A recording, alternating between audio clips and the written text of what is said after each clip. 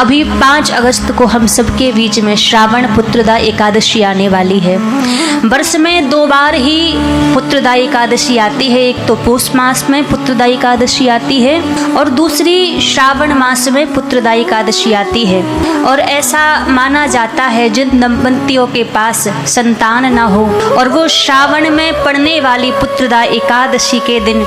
भगवान महादेव की आराधना करें, भगवान शंकर के मंदिर में जाकर एक घी का दीपक जलाएं भगवान शंकर की चौखट पर और एक कटोरी में घी लेकर जाएं और एक कटोरी में खीर लेकर जाएं और भगवान शंकर की आराधना पूजन करके मंदिर की चौखट पर ही बैठकर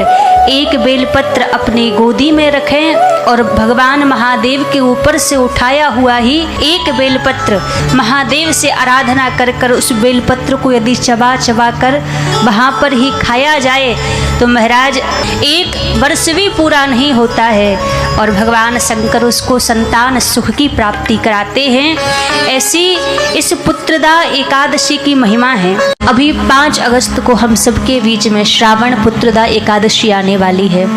वर्ष में 2 बार ही पुत्रदा एकादशी आती है। एक तो पौष मास में पुत्रदा एकादशी आती है और दूसरी श्रावण मास में पुत्रदा एकादशी आती है। और ऐसा माना जाता है जिन दंपतियों के पास संतान न हो और वो श्रावण में पड़ने वाली पुत्रदा एकादशी के दिन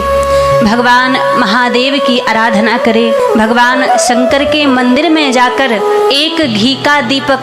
जलाएं भगवान शंकर की चौखट पर और एक कटोरी में घी लेकर जाएं और एक कटोरी में खीर लेकर जाएं और भगवान शंकर की आराधना पूजन करके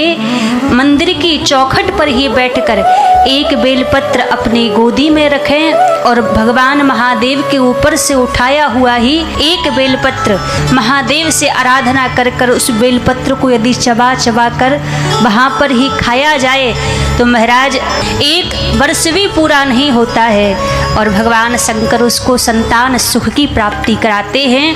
ऐसी